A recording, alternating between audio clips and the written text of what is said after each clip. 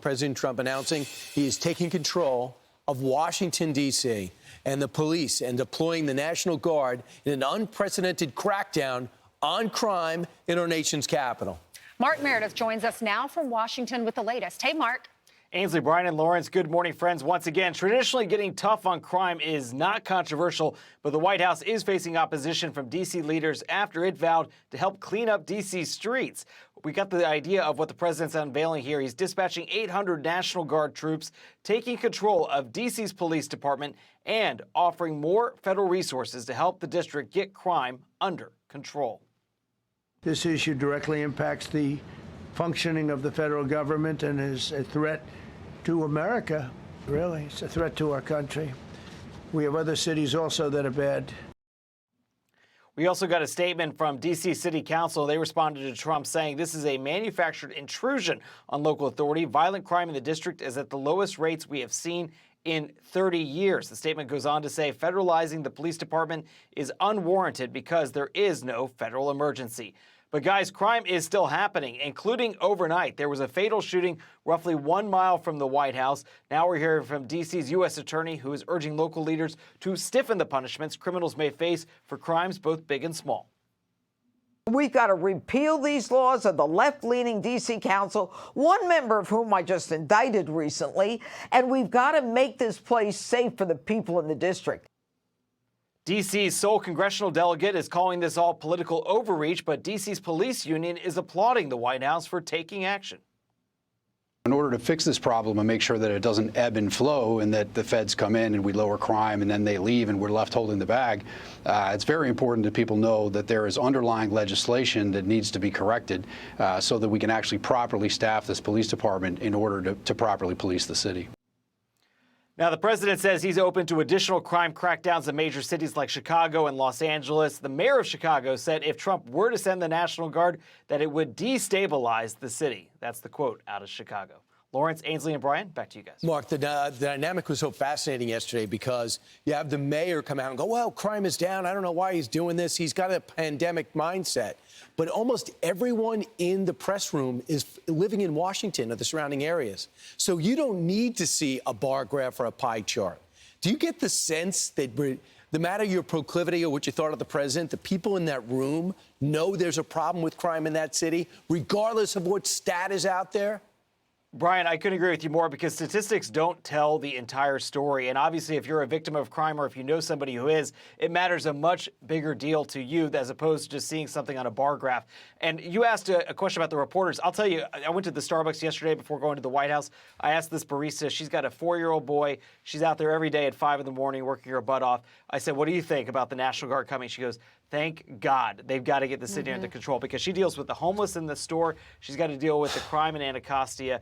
D.C. residents, yes, they are aware that this is going to be a huge political fight, but there is absolutely a crime problem in the nation's capital. Yeah, if you live in a neighborhood, you just want safety. You don't care how it's done. So Donald Trump said that he's invoking this under Section 740 of the D.C. Home Rule Act. He had to notify Congress, right? Yeah. And he is able to bring in the National Guard for the next 30 days without having a vote from Congress. Is that right? Ainsley, that is right. And he did notify the appropriate committees yesterday. So basically the clock is ticking. This gives Congress until mid-September to decide whether or not they want to extend the emergency. But this is unprecedented. We don't know what this is going to look like in the next week, 2 weeks, whether or not this is actually going to be well received by D.C. residents or if there's going to be pushback. My bet, Ainsley, guys, would be that by the weekend, when there's going to be an uptick in whether or not there's people out and about, whether we see more crime and how it's handled, if people say this is a good thing, or they're saying this is going in the wrong direction. But we had a fatal shooting just last night. So crime certainly, that was my favorite point, was that the council was saying there is no crime emergency.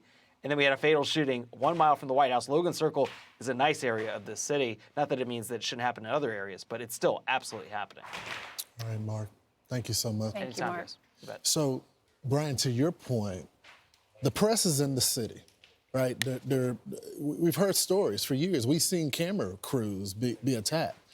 But I'm sorry, their questioning of the president during the press conference yesterday wasn't reflective of that. And they kept citing numbers. But we have some numbers for you. So if you compare Washington, D.C., the District of Columbia's crime to everyone in the country, when it comes to total violent crime, it's the 10th highest in the country. When it comes to homicides, it's the 4th highest in the country. and vehicle theft, which we've heard this for years now with the carjack, they're number one in the country. So don't tell us that it's safe and the president's overreacting and that the numbers are going down when this is the case. Yeah, we hear all about drugs down in Colombia, right? Well, when you compare D.C. to other countries around the world, look how much higher the murder rates in that capital city per 100,000 people is. D.C. has almost 28. Colombia, 15. Mexico City, almost 11. Islamabad, 9.2. Lima, Peru, 7.6. Paris, 1.6. You get the idea. But D.C. is, what, 27 times higher than London? So here's the thing. I think the mayor gets it. So she was like torn at her press conference because what city wouldn't want additional law enforcement to help suppress crime? It makes them look better. Number one, you want to make sure your neighbors are safe, and everybody knows it's not safe. The numbers are down to compare it where it was. And then I see this story yesterday.